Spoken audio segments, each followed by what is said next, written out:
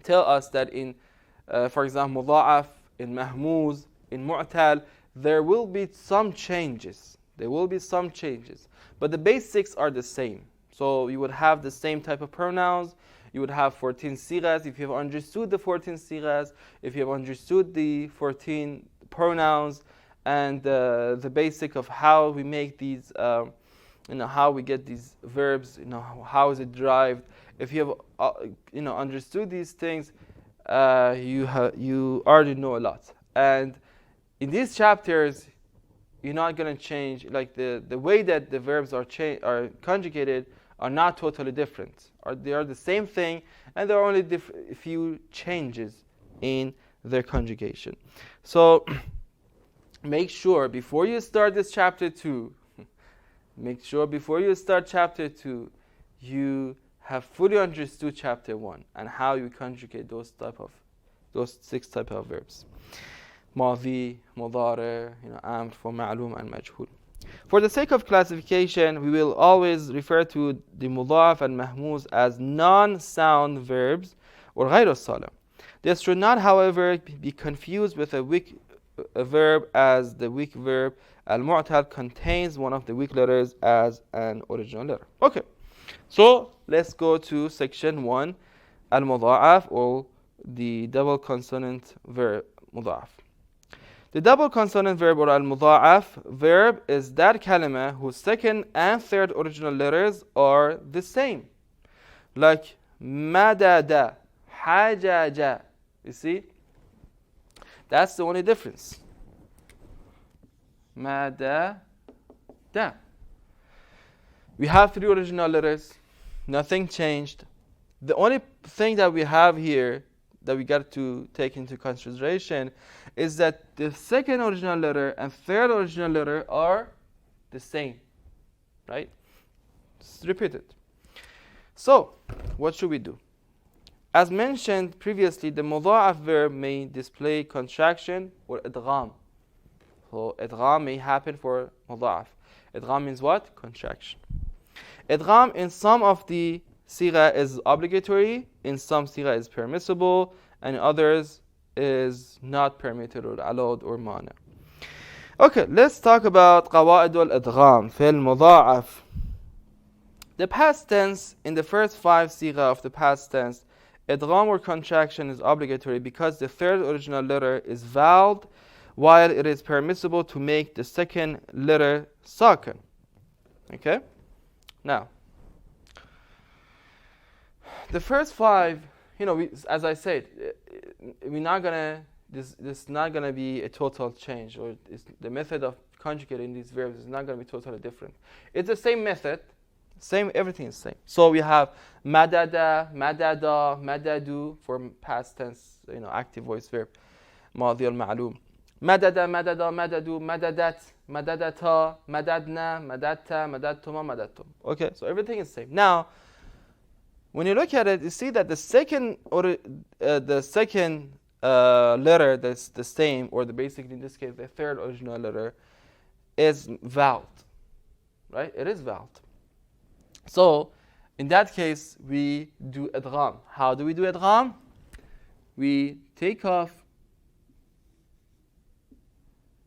We give basically sakin to the first one, or the second original letter, the first one that's these 2, right?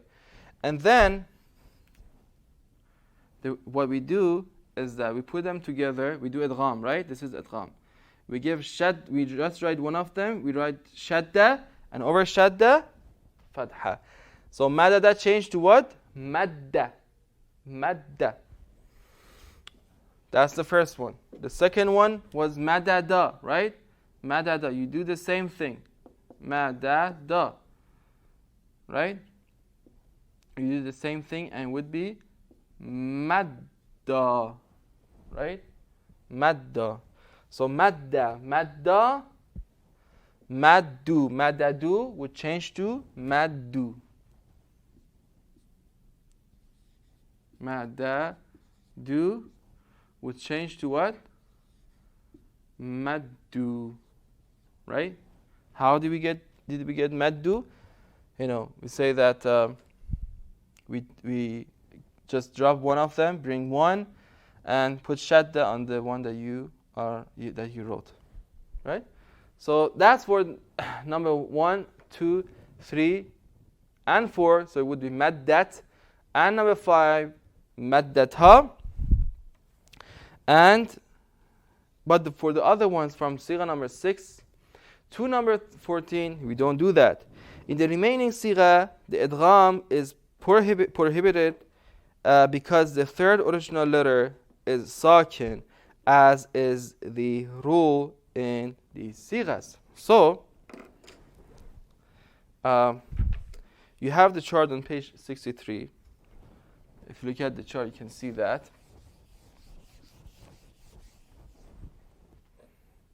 So we have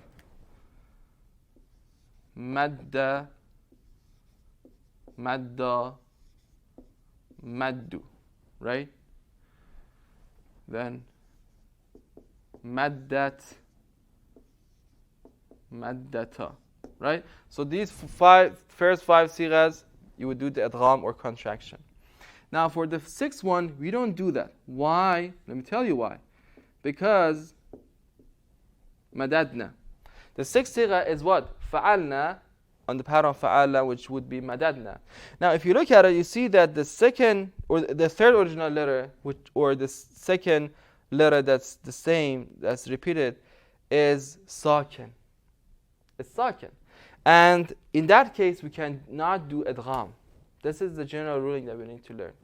If two letters that are the same, the second one has sakin on, we cannot do idgham. We cannot do contraction, right?